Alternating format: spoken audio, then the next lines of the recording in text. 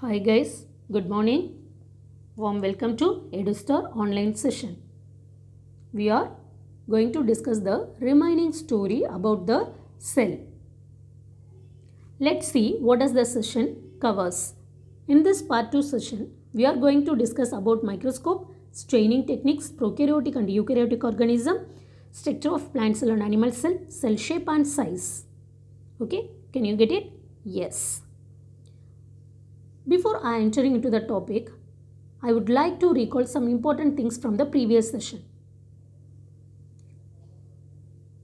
In previous session, we have discussed about the cell theory, cell definition, cell history and unicellular and multicellular organism. Is it so you know? I hope you are all remembering that points. Shall I ask one question? How you can define the cell? Yes, cell is a basic unit. Cell is a basic unit of a living being. Cell is a structural and functional basic unit. Structural, functional, basic unit of one life is what? Cell. Okay. Who introduced the cell theory? Sleeden and Swan. Sleeden and Swan. What are the three basic things in the cell theory? All the organisms are made up of cell. Cell is the basic unit for all living being. And the new cells are arised from the existing one. These are the three important things in the cell theory. We have discussed in the previous session. Is it so you know? Yes. And we discussed about the history in which we have seen Robert Hooke, Anton van Leeuwenhoek. Is it so you know? Yes. Robert Hooke. Who is Robert Hooke? Who is known as father of cytology. Why he is known as father of cytology? Thus his research was remarkable on those days. For the furthermost researchers about the cell. So only he is known as the father of cytology. And Anton van Leeuwenhoek, he is known as father of microbiology. Why he is known as father of microbiology? He made a lot of researches in small animalculous-like structure, bacteria and protozoan. He made a lot of researches in microorganisms. So only he is known as what? Father of microbiology. What is cytology? Cytology, it deals with the study of cells. It's a branch of science. It's a branch of science. It deals the studies of cells. And what is microbiology? Studying about microorganism. That is called a microbiology. Is it so you know? Yes. And we have seen about the level of organization also. Level of cellular organizations, how it will be? The basic thing is cell. The functionally and structurally the same kind of cells are comes together or bind together or putting upon one on the other. They gives rise tissue. Is it so you know? Yes. Then the tissues are combined together. It gives organ. Then organelle systems are combined together. It forms as an organ system, such as digestive and reproductive and respiratory and nervous system. And these all organ systems are connected with one another and it gives rise to a huge organism. This and all we have seen in the part 1 session. Is it so you know? Yes. And unicellular and multicellular organism. Can you say some example for unicellular? That is bacteria. All the bacteria and protist, list, amoeba, euglena and paramecium and some blue-green algae and some algae like chlorella and chlamydomonas and unicellular fungus, that is what? Yeast. They are all the example for unicellular organism. How the organisms are categorized into unicellular and multicellular? In which way they are all categorized? According to the cell number of an organism. According to the cell number of an organism, the organisms are categorized into unicellular and multicellular. Okay. If the organism has single cell and all the life process such as what under? Respiration, locomotion that means movements. all the work is done by its single cell itself. Like that means that type of organisms are known as what? Unicellular organism. Unicellular organism. What about multicellular organism? Here, multicellular organism consists many cells. It made up of more cells or many cells. The functionally, structurally, that cells are combined together, then only it makes the huge or it gives rise to huge organism. Is it so? Yes. We are the best example for multicellular organism. Is it so? Yes. And we, plants and or animals are the example for multicellular organism. Let's we see about prokaryotic and eukaryotic organism.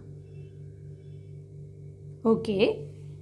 The number wise, the organism, number of cells wise, according to the number of cells which is present in the organism.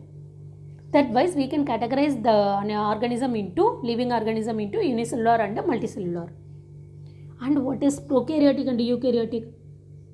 What is the meaning of prokaryotic and eukaryotic? This one we have discussed in the chapter 2 itself. Prokaryotic, that means organism which does not has definite nucleus. Organism which does not has definite nucleus. Okay. Before enter into the prokaryotic and eukaryotic, we should know about parts of the cells. All typical cell has 3 parts. All typical cell has 3 parts. Cell membrane, nucleus and cytoplasm. Cell membrane, nucleus and cytoplasm.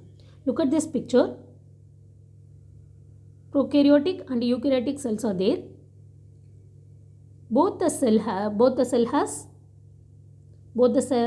They have 3 things: cell membrane and cytoplasm, and nucleus is there or not?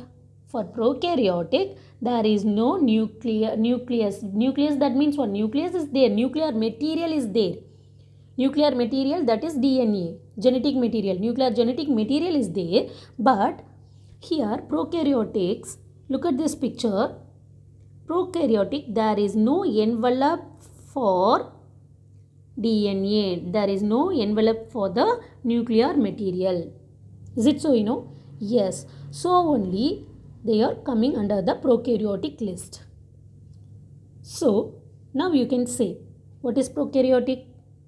Prokaryotes, that means the organism which does not has proper nucleus. But whereas the eukaryotic, listen here, the nuclear material is surrounded by or it enclosed by an envelope, a membrane. It enclosed by an membrane. That membrane name is what? Nuclear membrane. So it has the definite shape. That membrane gives the definite shape to the nucleus. Is it so? Yes. So only this wise, these organisms are further categorized into prokaryotic and eukaryotic organism. Prokaryotic, now can you get it my point? Yes. Prokaryotic, that means there is no well-defined nucleus. Even both has cytoplasm and a cell membrane. Here, look at here. This is cell membrane. Outer membrane. Outer membrane is there, that is outer membrane of the organism. Outer covering is there, outer envelope. That is cell membrane. And then inside the fluid, a orange color thing is there, inside the fluid.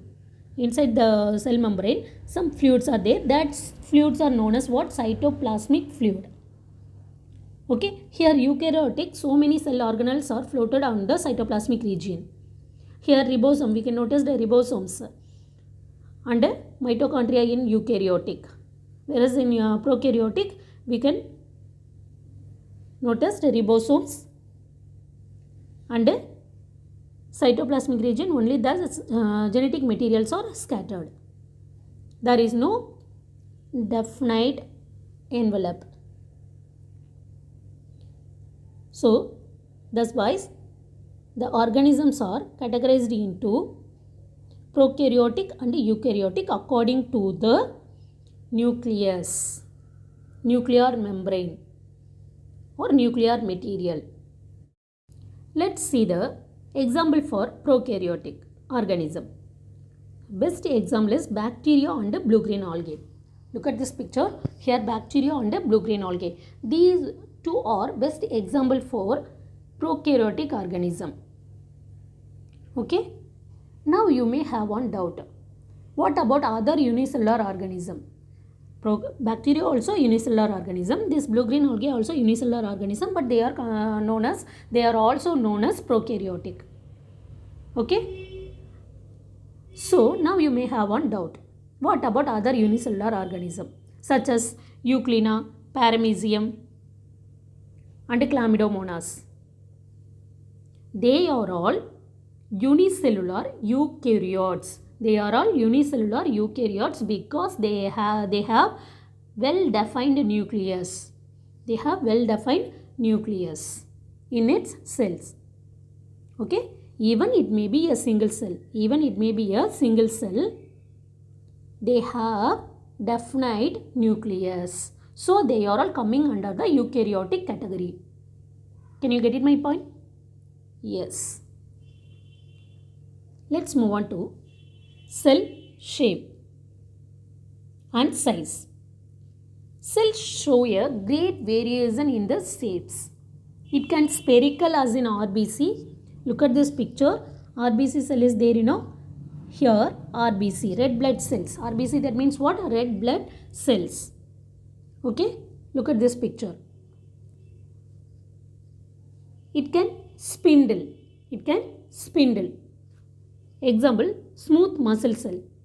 Here is there, smooth muscle cells are in the nature of spindle. And then elongated. Here we can notice the neuron cells is there, Neuron cells are elongated in nature. Okay. Then white blood cells are also more or less spherical. And columnar epithelial cell, look at here. It looks like a bricks. Is it so, Yes. So cells show a great variation in their shapes. Okay. Here, what is the role of the cell shape? What is the role of cell shape? Okay. What about the amoeba? Sometimes, the amoeba can change their shape according to their surroundings. Is it so, Yes. Here, white blood cells also. Another important thing, listen. Here, the white blood cells and also amoeba. Okay, amoeba also can change their shape. Listen, white blood cells also can change their shape, and amoeba also can change their shape. Okay. Here, what is the role of cell shape? The shape of a cell helps in functioning of the organism. I can say one example. Look at this picture. This is human nerve cell. Human nerve cell is there, The human nerve cell is elongated in nature. Okay.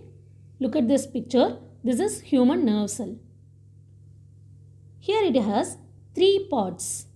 We can notice 3 parts in the neurons. Okay. It consists axon and tendrils. A tail-like structure is there, The tail-like structure, cell body.